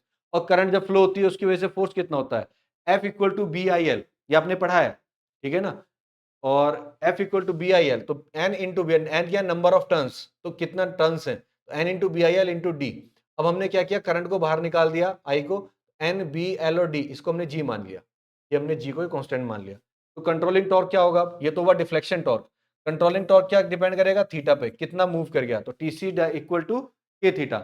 अगर हम ये कह रहे हैं कि स्टेबल ऑपरेशन है, तो स्टेबल ऑपरेशन के लिए T C should be equal to T D, तो G I should be equal to K theta, या I equal to K upon G into theta. K भी कॉन्स्टेंट, जी भी constant, तो I directly proportional to theta. तो scale will be uniform, scale हमारा बहुत uniform होगा इस type के इंस्ट्रूमेंट का। This is the torque equation for PMMC instrument. Advantage और डिसएडवांटेज है, आपको पता ही है क्या क्या एडवांटेज डिसएडवांटेज है। इसमें मेन जो डिसएडवांटेज है कि ये एसी पे वर्क नहीं करता है, डीसी पे ही वर्क करेगा, सबसे बड़ा डिसएडवांटेज। एडवांटेज क्या है, एमीटर की तरह यूज कर लो, वोल्ट मीटर की तरह यूज कर लो, पावर कंजप्शन बहुत कम है, सिंपल कंस्ट्रक्शन है, लीनियर रिजल्ट्स आते हैं, हाई एक्यूरेसी है, there are multiple of usages, और सबसे ज्यादा यूज होने वाला भी इंस्ट्रूमेंट है। ईएमएमसी इंस्ट्रूमेंट सबसे ज्यादा यूज होता है as a ammeter, as a volt meter, ठीक है जी, एज ए गैल्वेनोमीटर। बात आती है मूविंग आयरन इंस्ट्रूमेंट, वहां पे कॉइल मूव कर रही थी, यहाँ पे आयरन कोर मूव करेगी। तो यहाँ दो तरह के हैं, एक प्रिंसिपल है अट्रैक्शन का, दूसरा है रिपल्शन का। एक इंस्ट्रूमेंट वर्क करता है on the principle of attraction और एक इंस्ट्रूमेंट वर्क करेगा on the basis of repulsion. ये मैग्नेटिक फील्ड की ही तो प्रॉपर्टी है ना, अट्रैक्शन और रिपल्शन। क्या होगा कि अगर मैं इसके अट्रैक्शन टाइप की बात करूं तो यहाँ पे ये डायग्राम आप देखिए, दीज आर द कॉइल्स, ठीक है, मैग्नेटिक कॉइल्स है आपकी वाइंडिंग्स, ठीक है, ये मैग्नेटिक फील्ड बनाएंगी। और जब ये मैग्नेटिक फील्ड बनाएंगी तो ये जो आयरन की कोर आपको दिख रही है, दिस आयरन कोर, ठीक है, मूविंग आयरन जिसको हम बोल सकते हैं, ये चूंकि आयरन है, आयरन क्या होगा, अट्रैक्शन फोर्स इस पे लगेगा, ये कॉइल इसको अपनी तरफ खींचने की कोशिश करेगी। जब ये मूव करेगी, ठीक है, तो ये पॉइंटर भी मूव करेगा, पॉइंटर मूव करेगा तो रीडिंग देगा, पॉइंटर मूव करेगा तो रीडिंग देगा, राइट। तो कितना मूव करेगी, जितनी करंट देंगे उतना स्ट्रॉन्ग मैग्नेटिक फील्ड बनेगा, जितना स्ट्रॉन्ग मैग्नेटिक फील्ड करेगा उतना ही डिफ्लेक्शन टॉर्क ज्यादा होगा, तो करंट के ऊपर डिपेंड करेगा ये चीज, ठीक है। तो अगेन ये आपका किस प्रिंसिपल पे वर्क कर रहा है, अट्रैक्शन प्रिंसिपल पे, ये मैग्नेटिक फील्ड में अट्रैक्ट होगा, इसलिए इस इंस्ट्रूमेंट का नाम है अट्रैक्शन टाइप इंस्ट्रूमेंट। और इसको बैलेंस करने के लिए कंट्रोल वेट लगा हुआ है और एक ये डैम्पर लगा हुआ है इसके ऑब्जर्वेशन जो वाइब्रेशंस हैं उसको डैम्प करने के लिए, ठीक है। तो this is the attraction type moving iron instrument, air friction इसमें यूज कर रहे हैं। रिपल्शन की बात करें तो रिपल्शन में यहाँ पे प्रिंसिपल ऑफ रिपल्शन यूज होगा। रिपल्शन कब होगा, अगर नॉर्थ नॉर्थ पोल सामने है, साउथ साउथ पोल सामने, तो वो एक दूसरे को दूर भगाएंगे, तो वहां पे रिपल्शन प्रिंसिपल होता है। तो यहाँ पे क्या हुआ, ये कॉइल है, अब इस कॉइल में जब करंट जाएगी तो ये कॉइल से एक मैग्नेटिक फील्ड बनेगा। इस मैग्नेटिक फील्ड के अंदर दो कॉइल रखी हैं, एक ये बाहर वाली जो रेड कलर से दिख रही है, दिस इज फिक्स्ड, और एक जो पिंक कलर से दिख रही है, दिस इज मूविंग आयरन। अब चूंकि ये सेम मैग्नेटिक फील्ड में रखी है, ध्यान से समझिएगा, क्योंकि ये दोनों कोर, दोनों जो वेन है, दोनों आयरन पीस हैं, क्योंकि इसमें भी आयरन लगा हुआ है, दोनों आयरन पीस एक ही मैग्नेटिक फील्ड में रखे हैं। जब दोनों सेम मैग्नेटिक फील्ड में लगे तो दोनों पे सेम मैग्नेटिक फील्ड बन रहा होगा, यानी कि जब इस पे नॉर्थ बन रहा होगा तो अंदर वाले पे भी नॉर्थ बन रहा होगा, जब इस पे साउथ बन रहा होगा उस पे भी साउथ बन रहा होगा। तो जब दोनों सेम बन रहे होंगे तो क्या होगा, ये एक दूसरे को रिपेल करेंगे, रिपेल करेंगे तो दूर भगाने की कोशिश करेगा। अब ये तो फिक्स है तो ये तो हिलेगा नहीं, तो जो मूवेबल है वो मूव करना शुरू हो जाएगा और उसी पे लगा होता है पॉइंटर, तो जब ये मूव करेगा ये पॉइंटर भी साथ साथ मूव करेगा। तो इस तरह से जो रिपल्शन टाइप आपकी ये इंस्ट्रूमेंट है ये वर्क करता है, ठीक है। एडवांटेज क्या है, सबसे बड़ा एडवांटेज एसी और डीसी दोनों पे वर्क कर सकता है, अनलाइक पीएमएमसी वो केवल डीसी पे वर्क करता है, ये एसी और डीसी दोनों पे वर्क कर सकता है, ठीक है। सिंपल कंस्ट्रक्शन है, लेस कॉस्ट पे काम करता है, तो ये तो एक बार आप रीड आउट कर सकते हैं, 2 नंबर में कई बार पूछ लेता है, अदरवाइज आपको जब डिफाइन करेंगे तो बेटा 2 इंस्ट्रूमेंट मैंने आपको बताया, पीएमएमसी और एमआई, दो में से एक जरूर आएगा। प्लीज इन 2 इंस्ट्रूमेंट को अच्छे से याद करके जाइएगा, दोनों इंस्ट्रूमेंट में से एक क्वेश्चन 100% आता ही है। और ये आपको पता है कि 3 क्वेश्चन है, एक ही करना जरूरी होता है, 3 में से एक करके भी कई बार काम चल जाता है, 2 नहीं भी आए, तो इन 2 क्वेश्चंस को बड़े अच्छे से करके जाना, पीएमएमसी और एमआई। कुछ ना आए तो एक क्वेश्चन तो आएगा ही आएगा यहाँ से, ठीक है जी। चलिए आगे बढ़ते हैं। इलेक्ट्रोस्टैटिक इंस्ट्रूमेंट, इलेक्ट्रोस्टैटिक इंस्ट्रूमेंट में क्या है, कि लीनियर टाइप इलेक्ट्रोस्टैटिक इंस्ट्रूमेंट है, केवल और केवल वोल्टमीटर की तरह इसको यूज करते हैं, एमीटर की तरह यूज नहीं कर सकते हैं। इसमें एक फिक्स प्लेट होती है, एक मूवेबल प्लेट होती है। जब फिक्स प्लेट की हम बात कर रहे हैं, अब हम इसको चार्ज देंगे तो इस पे चार्ज पॉजिटिव आएगा, इस पे नेगेटिव आएगा, ये अट्रैक्ट करेगी। अब चूंकि ये मूवेबल है तो ये शिफ्ट हो जाती है, ये भी मूव करती है, तो उसी के हिसाब से आपका वोल्टेज कम या ज्यादा होता है, तो उस हिसाब से हम क्या करते हैं, वोल्टेज इसको मेजरमेंट करते हैं, ठीक है। अगर हम इसमें कैलकुलेशंस की बात करें तो जब ये प्लेट मूव करेगी इस डिस्टेंस में डिफरेंस आएगा, तो आप समझिए जब दो प्लेट्स के बीच की डिस्टेंस चेंज होगी तो वहां पे कैपेसिटेंस भी चेंज होगा, वोल्टेज तो चेंज होगा ही होगा, बट यहाँ पे कैपेसिटेंस भी चेंज होगा, तो यहाँ पे दोनों क्वांटिटी वेरिएबल होंगी, कैपेसिटेंस भी और वोल्टेज भी। तो अगर मैं देखूं कि अगर V वोल्ट हमने सप्लाई लगाई है इन दोनों प्लेट के अक्रॉस, तो कैपेसिटेंस अगर C है और एनर्जी जो है वो CV² इसमें स्टोर हो रही है। अब यहां ध्यान रखने वाली बात क्या है कि C कांस्टेंट नहीं है, क्योंकि प्लेट हमारी मूवेबल है, तो हमने करंट को क्या होती है, करंट I इक्वल टू होती है dq/dt, Q को हम लिख लेंगे d/dt ऑफ CV। अब इसको डिफरेंशिएट करेंगे पार्शियली, C dV/dt और V dC/dt, क्योंकि यहाँ पे C भी वेरिएबल है, अगर C वेरिएबल नहीं होता तो C को बाहर ले जाते dV/dt हो जाता, C dV/dt काम चल जाता, लेकिन यहाँ पर C भी वेरिएबल है क्योंकि डिस्टेंस चेंज हो रही है। जब डिस्टेंस चेंज होगी इन दोनों प्लेट्स के बीच की, तो कैपेसिटेंस भी वेरिएबल हो जाएगा। ठीक है, अब इनपुट एनर्जी की बात करें, इनपुट एनर्जी होती है P इंटू टी, तो P निकालने के लिए क्या करा, V इंटू आई, ये आई था, V इंटू आई कर दिया, यहाँ पे V से मल्टीप्लाई किया, इधर से भी V इंटू डी टी से मल्टीप्लाई कर दिया। ठीक है, कितना आ गया, V से अंदर किया V स्क्वायर DC, dt से dt कट गया, इधर dt से dt कट गया तो CV dV, और ये कितना हो गया VI dt। ठीक है, ये हो गई हमारी इनपुट एनर्जी। और चेंज इन एनर्जी कितना आएगा, बाद में कितनी एनर्जी हो गई, half C plus DC, change in capacitance हमने ऐड कर दिया आफ्टर चेंजिंग, और V में भी थोड़ा बहुत चेंज आया, V प्लस DV का होल स्क्वायर, माइनस पहले कितनी एनर्जी थी, हाफ CV स्क्वायर। तो जो चेंज होने के बाद एनर्जी आई फाइनल, उसमें से हमने इनिशियल एनर्जी को माइनस कर दिया, तो कितना आया, डीवी का स्क्वायर वाली टर्म को हमने नेग्लेक्ट कर दिया, बहुत छोटी टर्म है ऑलरेडी, डीवी छोटा है तो डीवी का स्क्वायर भी छोटा हो जाएगा, उसको कैंसिल कर दिया, तो हमारे पास ये आया चेंज इन एनर्जी।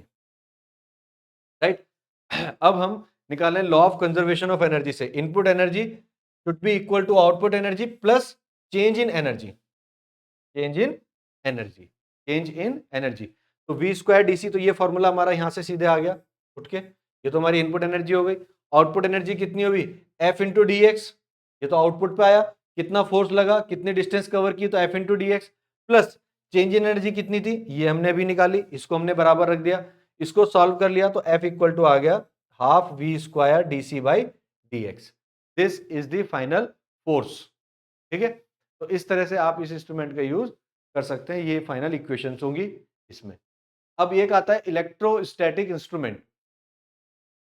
ठीक है, इसमें भी अट्रैक्शन का फोर्स यूज कर सकते हैं या रिपल्शन का फोर्स यूज कर सकते हैं, दोनों का यूज कर सकते हैं, क्योंकि ये रोटेटरी प्लेन में होता है।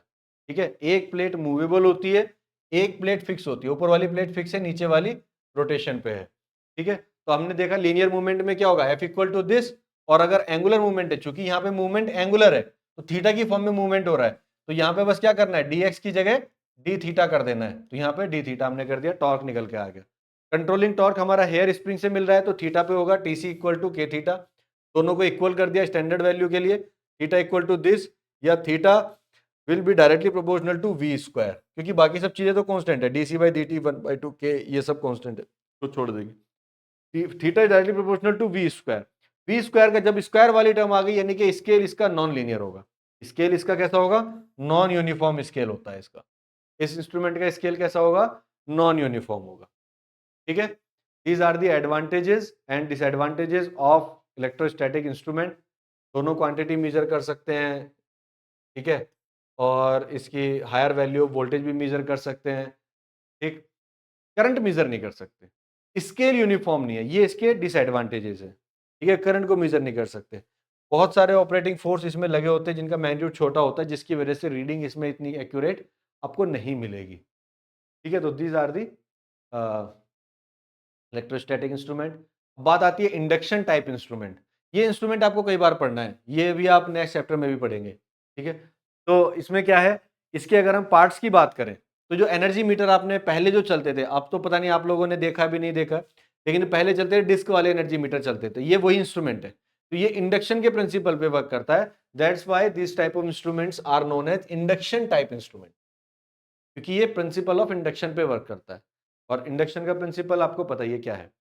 ठीक है, तो यहाँ पे हमने क्या किया, अगर कंस्ट्रक्शन की बात करें तो इसमें कितने पार्ट होंगे, ड्राइविंग सिस्टम होगा, मूविंग सिस्टम होगा, ब्रेकिंग सिस्टम होगा, और रजिस्टरिंग सिस्टम होगा। ठीक है, ड्राइविंग सिस्टम मतलब जो ड्राइव कर रहा है, ठीक है, जो इस इंस्ट्रूमेंट को चला रहा है। मूविंग सिस्टम जो मूव कर रहा है, यानी कि ये वाला ड्राइव कौन करेगा, ये फोर्स जनरेट करेगा। ठीक है, ये कॉइल जो इंडक्शन फोर्स जनरेट करेगी, अब उसकी वजह से ये डिस्क मूव करेगी, तो ये मूविंग सिस्टम हो गया। इसको रोकना है तो एडी करंट डैंपिंग इसमें यूज कर रहे हैं, ब्रेकिंग यूज कर रहे हैं, तो ये ब्रेकिंग मैग्नेट हो गई जो इसको ब्रेक करने का काम करेगी।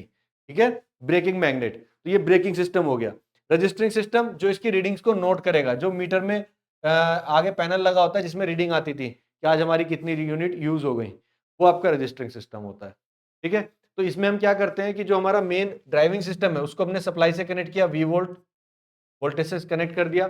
ठीक है, यहाँ पे आपकी नंबर ऑफ कॉइल्स हैं, शेडेड कॉइल्स है, तो यहाँ का इंडक्टेंस बहुत हाई होता है, ध्यान रखिएगा, जहां पे कॉइल्स ज्यादा होगी वहां पे हमारा ये हाईली इंडक्टिव होगा, और ये वाला जो पॉइंट है इस पे कम करंट होगी तो ये लोअर इंडक्टिव होगा, मतलब इसका इंडक्टेंस कम होगा एज कंपेयर टू दिस। या हम ये कह सकते हैं कि ये रेजिस्टिव सिस्टम हो गया, ये इंडक्टिव सिस्टम हो गया। तो करंट में डिफरेंस क्रिएट हो जाएगा। यहाँ जो आपका फ्लक्स बन रहा होगा, ये फ्लक्स इंडक्टिव होगा और ये फ्लक्स रेजिस्टिव ज्यादा होगा। ये वाला फ्लक्स इंडक्टिव ज्यादा होगा, ये वाला फ्लक्स रेजिस्टिव ज्यादा होगा। अब दोनों फ्लक्स अलग अलग तरह के, एक इंडक्टिव फ्लक्स है, एक आपका रेजिस्टिव फ्लक्स है। ये बात दिमाग में रखिए, तब हम आगे बढ़ते हैं। ठीक है, ये रही बात आ जाती है। तो ये हमारा फ्लक्स हुआ 5P, प्रेशर कॉइल कहलाती है ये। तो प्रेशर कॉइल की वजह से जो फ्लक्स हुआ 5P, ये हाईली इंडक्टिव है। और जो नीचे वाली कॉइल मैंने आपको बताई थी, ये हाईली रेजिस्टिव है, इसका ये लो, इसका इंडक्टेंस कम है, तो ये 5S है। ठीक है, ये हमारा 5P है। ये हमारी करंट कॉइल है, ये हमारी पोटेंशियल कॉइल या फिर वोल्टेज कॉइल है। ये हमारा मूविंग सिस्टम है। अब इसमें अगर हम बात करें तो ये वोल्टेज रहेगा हमारा, वोल्टेज के साथ जो हमारी सेकेंडरी वाली है। अब चूंकि ये हाईली रेजिस्टिव है, तो हाई रेजिस्टेंस के केस में वोल्टेज और करंट सेम फेज में होती हैं, तो ये जो फ्लक्स होगा ये इसके सेम फेज में होता है लगभग, अगर ये प्योर रेजिस्टिव होता। लेकिन थोड़ा बहुत तो इंडक्टेंस है ही ना, कॉइल है, तो थोड़ा सा लैग करेगा। मान लीजिए 20 डिग्री से लैग कर गया। लेकिन ये वाला जो है ये हाईली इंडक्टिव है, लेकिन प्योर इंडक्टिव ये भी नहीं है। तो ये 90 डिग्री पे, अगर ये प्योर इंडक्टिव होता तो 90 डिग्री लैग करता, लेकिन चूंकि ये प्योर नहीं है तो ये 90 डिग्री से थोड़ा सा कम से लैग करेगा। सपोज 80 डिग्री पे, 85 डिग्री पे लैग करेगा। तो इस तरह का कुछ फेजर इसका बनेगा। अब ये बड़ा फेजर है, इसमें बहुत ज्यादा कंफ्यूज नहीं होना है। ये आपकी करंट है, सपोज ये V है, तो ये तो हो गया आपका सेम फेज में जाना चाहिए था, तो थोड़ा सा लैग कर रहा है। ये थोड़ा ज्यादा लैग कर रहा है, प्राइमरी वाला। ठीक है, ये हमारा IEP हो जाएगा। ठीक, IES सेकेंडरी एडी करंट की वजह से जो हमारी करंट है एस पे, और प्रेशर कॉइल की जो करंट है एडी करंट की वजह से IEP। इनका कोई इतना यूज नहीं है अभी। ये एंगल हमारा अल्फा है, तो ये एंगल भी हमारा अल्फा हो जाएगा। ठीक है, ये डेल्टा एंगल है, ये एंगल हमारा बीटा है। अब इसमें आपको क्या करना है कि जो डिफ्लेक्शन टॉर्क होगा वो किस किस पे डिपेंड करेगा। तो डिफ्लेक्शन टॉर्क जो होगा आपका जो हमारा प्रेशर कॉइल है उसके फ्लक्स पे, यानी कि 5P। सेकेंडरी जो हमारी है या जो हमारी उसको अपोज कर रही है सेकेंडरी वाली, तो वो 5S पे डिपेंड करेगा। फ्रीक्वेंसी अपॉन इम्पिडेंस इस पे डिपेंड करेगा, साइन बीटा और साइन अल्फा। 5P हमारा ये साइन बीटा इस पे डिपेंड करेगा, और अल्फा ये वाला एंगल आ जाएगा, ये जो एंगल है, ठीक है, इस पे डिपेंड करेगा। तो ये 3-4 चीजों पे डिपेंड करेगा। चाहो तो इसको याद कर लेना। ठीक है, प्रैक्टिस करनी पड़ेगी आपको एक बार इसकी। तो TD प्रोपोर्शनल टू दिस। अब इसमें आपको कुछ करने की जरूरत नहीं है खास। ज्यादा आपने क्या किया, यहाँ पे जो बीटा था, तो बीटा को हम लिख सकते हैं डेल्टा माइनस अल्फा। तो डेल्टा माइनस अल्फा आपने लिख दिया, delta minus 5, sorry, delta minus 5 cos alpha. ठीक है, तो ये हमने इस तरह से लिखा। बाकी इसको हमने एफ अपॉन जेड को कांस्टेंट मान लिया, एफ जेड अल्फा ये सब कांस्टेंट है, तो इतना बचेगा। अब अगर हमारे पास TD इक्वल टू आ गया दिस, बाकी चीजों को हमने कांस्टेंट मान लिया। ब्रेकिंग टॉर्क जो हमारा लग रहा है वो नंबर ऑफ टर्न्स पे डिपेंड करेगा, तो TB directly proportional to n, ये TB इक्वल टू KN, दोनों बराबर होने चाहिए स्टेडी स्टेट में, तो TD बराबर TB, इसको हमने लिख दिया। अब ये मान के चल रहे कि डेल्टा अगर ये प्योर इंडक्टिव होता तो 90 डिग्री होता, तो अगर ये प्योर 90 इंडक्टिव होता तो डेल्टा हमारा 90 डिग्री, तो ये आ जाता cos five, sine delta minus 5, इसको हम लिख देते cos 5। तो K2 V2 VI cos 5 equal to n, या n equal to power into K, तो n is directly proportional to power. तो जो हमारे नंबर ऑफ टर्न्स है वो पावर को डिनोट कर रहे हैं।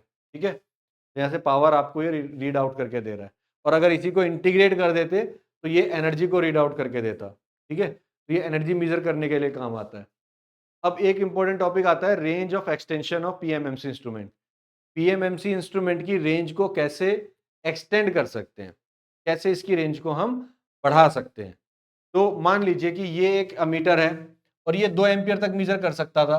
अब मीजर करने हैं मुझे 4 एम्पियर, तो हम क्या करेंगे कि इसके पैरेलल में एक रेजिस्टेंस लगा देंगे लो वैल्यू का। अब ज्यादातर करंट जो होगी वो यहां से निकल जाएगी, इंस्ट्रूमेंट में कम करंट जाएगी, तो ये आराम से उसको मीजर कर पाएगी। तो हमने रेजिस्टेंस की वैल्यू लगा रखी है, हमें पता है कि यहाँ से कितनी करंट जाएगी, बाकी जो वो रीड आउट करके बता रहा है वो हम रीड कर लेंगे। तो इस तरह से रेंज को हम बढ़ा सकते हैं। तो मान लीजिए अगर आपने यहाँ पे रेजिस्टेंस RS लगाया, तो ये करंट I जा रही थी, ये I में से IM मीटर में चली गई, जो बची IS वो इधर चली गई, IS equal to I minus IM। अब इस मीटर का रेजिस्टेंस सपोज RM है, और यहाँ जो रेजिस्टेंस हमने लगाया शंट में वो RS है। ठीक, तो Im इंटू आर एम, चूंकि यहां से यहां तक का वोल्टेज तो बराबर होगा और इसका वोल्टेज भी बराबर होगा, तो Im into R M equal to I S into R S. I M R M equal to I S into R S. I S को लिख दिया हमने आई माइनस आई एम, इसको सॉल्व करके आर एस की value निकाल दी, तो आर एस इक्वल टू आ जाएगा आर एम अपॉन दिस। इस तरह से आप आर एम की मीटर के जो पैरेलल में रेजिस्टेंस लगाया है, कितना रेजिस्टेंस हम लगा सकते हैं, वो वैल्यू पे बेस्ड क्वेश्चन आपसे न्यूमेरिकल पूछता है। तो ये फॉर्मूला है उसका, ठीक है, इस तरह से आप इसको निकाल सकते हो। अगर आपको वोल्ट मीटर की रेंज बढ़ानी है, ठीक है, वोल्ट मीटर की रेंज बढ़ानी है तो सीरीज में लगा देंगे। क्यों, देखो ऐसा क्यों किया, समझिए इस बात को। जब हमें करंट को बाईपास करना है, हम चाहते हैं हमारे मीटर में कम करंट जाए, तो करंट डिस्ट्रीब्यूट होती है, तो पैरेलल में लगाना पड़ेगा। डिस्ट्रीब्यूशन करंट का पैरेलल में होता है, सीरीज में लगाते तो सेम करंट जाती, तो फायदा ही क्या होता, इसलिए हमने पैरेलल में लगाया। वोल्टेज में सीरीज में डिस्ट्रीब्यूशन होता है, सीरीज में वोल्टेज डिवाइड हो जाता है। हमने क्या किया, एक सीरीज में रेजिस्टेंस लगाया इस वोल्ट मीटर के, अब कुछ ड्रॉप यहां हो गया, कुछ ड्रॉप यहां हो जाएगा, ये अपना वोल्टेज ड्रॉप को निकाल लेंगे, इसको देख लेंगे और इसके साथ में हमें पता ही होगा कि इधर कितना है, तो हम आराम से मेजर्ड वैल्यू को निकाल सकते हैं। अब आपसे यहां पे पूछेगा कि ये सीरीज रेजिस्टेंस कितना है, आर एस, तो आप क्या बताओगे कि भाई ये total voltage V equal to ये वाला वोल्टेज, यानी कि I M into R S plus इसमें कितना है I M into R M. बस ये इक्वेशन आप यहां लगा दीजिए, I M R M plus R S, इसको सॉल्व कर लेंगे, आर एस की वैल्यू निकाल देंगे, तो आर एस की वैल्यू ये आ जाएगी हमारी। इस तरह से आप आर एस की वैल्यू निकाल देंगे, ठीक है जी। तो इस तरह से आप वीएमएमसी इंस्ट्रूमेंट में वोल्ट मीटर की रेंज को भी फाइंड आउट कर सकते हो। अब इस पे बेस्ड न्यूमेरिकल कुछ इस तरह से, अच्छा अभी न्यूमेरिकल नहीं आया, अभी एरर्स आ गई। एरर्स इन पीएमएमसी इंस्ट्रूमेंट क्या क्या हो सकती हैं, तो मैग्नेट की वजह से आ सकती है, टाइम के साथ साथ मैग्नेट कमजोर होने लगती है एजिंग की वजह से, तो मैग्नेट की वजह से एरर आ सकती है। स्प्रिंग की वजह से आती है, स्प्रिंग आपको पता है कि लगातार जब उसको यूज करोगे तो कुछ टाइम बाद वो ढीले पड़ जाते हैं, तो स्प्रिंग की वजह से एरर आ जाती है, क्योंकि कंट्रोलिंग टॉर्क हमारा कम लगेगा, तो रीडिंग आपकी गड़बड़ा जाएंगी, ठीक है। मूविंग कॉइल में भी आपकी एरर आ सकती है, ठीक है। समय के साथ इन चीजों में एरर आती रहती है। अब देखो क्वेश्चन देखिए, ये बहुत इंपॉर्टेंट क्वेश्चन है, इस तरह के क्वेश्चन एग्जाम में पूछे जा सकते हैं। A moving coil ammeter has a full scale deflection, full scale deflection note कर लीजिए पहले कितना दिया हुआ है, और फुल स्केल डिफ्लेक्शन एमीटर का, यानी कि ये एक एमीटर है, करंट दिया हुआ है तो एक एमीटर है। एक coil of resistance 100 ohm, what will be the value of shunt resistance, कितना शंट रेजिस्टेंस लगाएं, इसमें कॉइल का रेजिस्टेंस हमें दिया हुआ है, ठीक है। हमें इसमें निकालना है क्या बोलते हैं, शंट रेजिस्टेंस आपको निकालना है, required for the instrument to be converted to read a full scale reading of 1 ampere. 1 ampere की रीडिंग अगर आपको रीड करनी है तो कैसे करेंगे, तो देखिए आई एम इक्वल टू हो गया दिस, ये तो हमारा फुल स्केल डिफ्लेक्शन हमें दिया हुआ है, आर एम हमें दे दिया, मीटर का रेजिस्टेंस इतना है, आर एस आपको निकालना है, आई आपको पता है यार, सीधा सीधा फॉर्मूला है I M into R M equal to I S into R S. Formula याद भी नहीं है ना तो भी लगा दो यहां से देख के, ठीक है, क्योंकि पैरेलल में हमें रेजिस्टेंस लगाना है। अब यहां से आप आर एस की वैल्यू निकाल दीजिए, फॉर्मूला हमारे पास ये पहले से ड्राइव था, अगर याद है आपको फॉर्मूला डायरेक्ट लगा दो, नहीं याद है तो ड्राइव करके ले आओ, दोनों ही काम कर सकते हैं। फॉर्मूले में वैल्यू रख के सीधे सीधे वैल्यू आ गई हमारे पास, इतना रेजिस्टेंस लगा दो, एक लो वैल्यू का रेजिस्टेंस लगा दिया, उधर से करंट बाईपास हो जाएगी, ठीक, इतना रेजिस्टेंस हमें लगाना पड़ेगा। ये देखिए एक और क्वेश्चन है इसी तरह का यहाँ पे, लेकिन ये वोल्ट मीटर है। Full scale deflection current of a meter is 1 milli ampere and its internal resistance is 100 ohm. If this meter is to have full scale deflection when 100 volt, volt meter है, full scale deflection कितना है 100 volt का, is measured, what should be the value of series resistance. तो I M कितना है meter की current 1 milli ampere, R M कितना है 100, बी कितना है 100 वोल्ट। बी के केस में आपको पता है कि कितना होगा I M into R S plus R M, तो I M into R S plus R M, यहाँ से आर एस की वैल्यू को इक्वेट कर लीजिए, फॉर्मूला आपके पास पहले से था, इस फॉर्मूले को डायरेक्ट लगा सकते हो तो अच्छी बात है, तो फॉर्मूले में वैल्यू रखिए, रेजिस्टेंस की वैल्यू आ जाएगी। बहुत छोटा सा क्वेश्चन है और फॉर्मूला बेस्ड है, सीधा सीधा क्वेश्चन पूछा जाता है, प्रैक्टिस जरूर कर लीजिएगा, ये क्वेश्चन अक्सर एग्जाम में पूछ लिया जाता है। न्यूमेरिकल आएगा तो केवल एक यहीं से न्यूमेरिकल आएगा, अदरवाइज न्यूमेरिकल नहीं आएगा, ठीक है। तो मुझे पता है कि थोड़ी सी स्पीड मेरी वन शॉट में तेज रहती है, कोशिश ये करता हूँ कि आपका टाइम कम वेस्ट हो और जल्दी आप उसको कवर कर पाएँ, ठीक है। पीडीएफ आप इसकी जरूर डाउनलोड कर लीजिए, एक बार रीड आउट करेंगे तो मुझे पक्का विश्वास है कि आपको आ जाएंगे, सारी चीज़ें आराम से आप कर लेंगे। 5 या 6 क्वेश्चन मैंने आपको इसमें शॉर्ट लिस्ट करके दिए हैं, उन क्वेश्चंस को जरूर करके जाना। मेरा पूरा विश्वास है कि आप कहेंगे कि हाँ यार ये चीज़ चलो सर ने अच्छी बताई कि ये 5-6 क्वेश्चन उनमें से आपको ज़रूर कुछ ना कुछ मिलेगा। मतलब ऐसा नहीं है कि आप एग्ज़ाम से खाली हाथ आएँगे, आप अच्छे से करके आ जाओगे। हो सकता है कि एक आध क्वेश्चन ना भी आए उन 5 में से, कोई इनमें से उठा के दे दे, लेकिन उसके बगैर भी काम चल जाएगा आपका। उन 5 क्वेश्चन से आपका पूरा पेपर 100% सॉल्व हो जाना चाहिए, जितना मुझे लगता है। अच्छे से करके जाइए, गुड लक और बहुत जल्दी मैं आता हूँ आपके लिए सेकंड यूनिट की वीडियो लेके, ठीक है? तो मिलते हैं नेक्स्ट क्लास में।